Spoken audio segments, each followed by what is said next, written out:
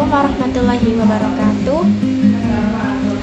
Pada video kali ini saya berkesempatan untuk memberikan video edukasi mengenai penyakit TNIasis. Di sini saya Nurul Hidayah dengan NIM 191102004, mahasiswi Universitas Muhammadiyah Mesir, prodi S1 Kesehatan Masyarakat. Tidak usah lama-lama ya teman-teman, yuk kita simak videonya. TNIasis. Dalam video kali ini, saya akan membahas beberapa materi tentang TNIasis, yaitu meliputi definisi TNIasis, penyebab TNIasis, faktor risiko TNIasis, gejala TNIasis, diagnosis TNIasis, dan pencegahan TNIasis.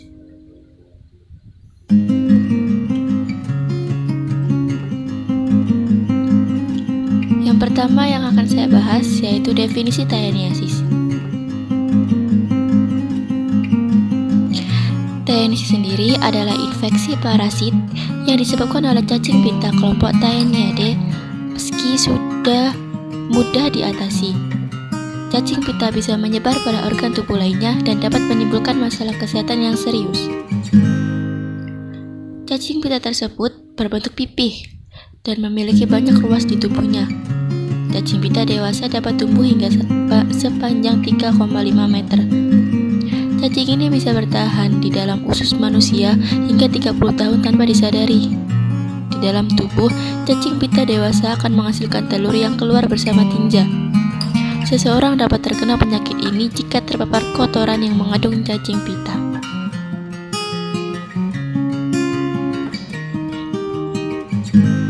Yang selanjutnya yaitu penyebab dari penyakit TNIasis tersebut. Jenis cacing pita yang dapat menyebabkan TNIasis antara lain yaitu Taenia saginata, yaitu cacing pita yang terdapat di daging sapi. Ada juga Taenia solium, yaitu cacing pita yang terdapat di daging babi. Ada Taenia asiatica, yaitu cacing pita yang terdapat di daging sapi, tetapi hanya ada di Asia seperti Indonesia, Korea Selatan, India, atau Thailand. Selanjutnya, cacing pita bisa masuk ke dalam tubuh manusia melalui beberapa cara, yaitu dengan mengkonsumsi daging babi atau daging sapi yang tidak dimasak matang. Bisa juga karena kontak dengan barang yang terkontaminasi telur cacing pita, terutama bila tidak mencuci tangan setelahnya. Mengkonsumsi makanan atau minuman yang terkontaminasi oleh telur cacing pita tersebut. Tidak memakai alas kaki saat berjalan di tanah yang banyak terdapat kotoran sapi atau babi.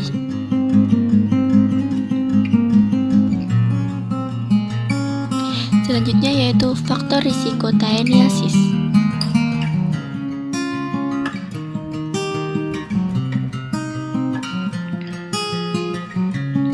Meliputi tinggal di lingkungan dengan sanitasi yang buruk, berpergian atau menetap di daerah yang penduduknya sering mengkonsumsi daging babi atau sapi yang tidak dimasak matang, bepergian atau menetap di daerah yang tidak memiliki peraturan mengenai keamanan daging sapi dan babi, bepergian atau menetap di daerah di mana sapi dan babi dilepas secara bebas, memiliki daya tahan tubuh lemah, misalnya karena menderita HIV, AIDS, atau sedang menjalani kemoterapi.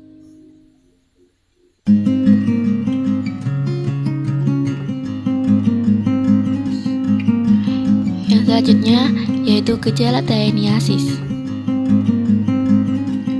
TNIasis biasanya ditandai dengan keberadaan cacing pita yang keluar melalui tinja penderita.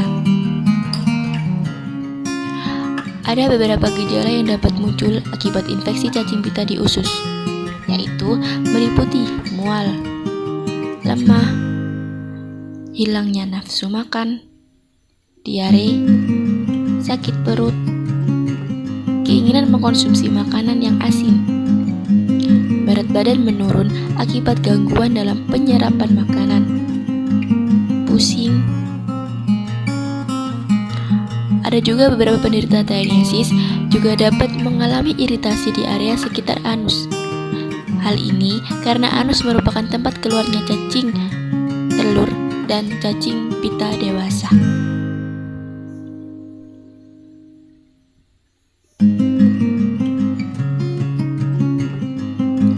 Dan yang selanjutnya yaitu diagnosis tyeniasis.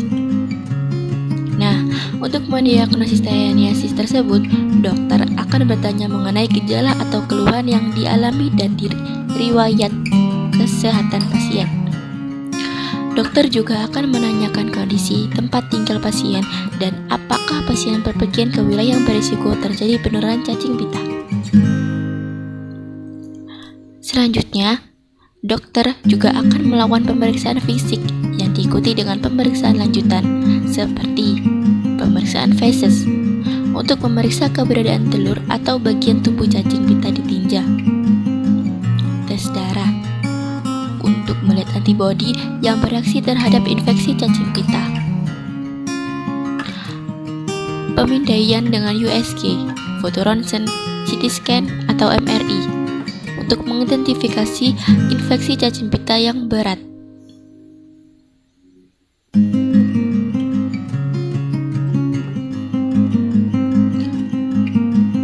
Yang selanjutnya yaitu pencegahan tyeniasis. Ada beberapa langkah yang bisa dilakukan untuk mencegah tyeniasis tersebut, yaitu dengan cara hindari konsumsi daging yang tidak dimasak matang. Cuci semua buah dan sayuran dengan bersih sebelum dikonsumsi.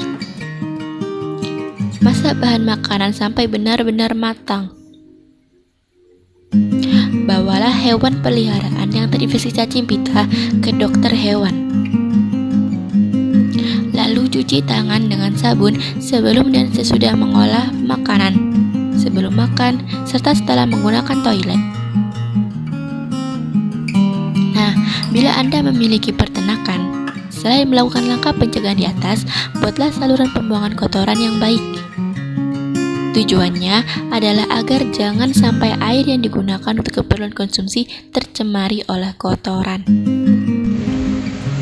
Nah, itulah sedikit pemaparan materi dari saya. Apabila ada kurangnya, saya minta maaf. Semoga bermanfaat dan salam sehat. Wassalamualaikum warahmatullahi wabarakatuh.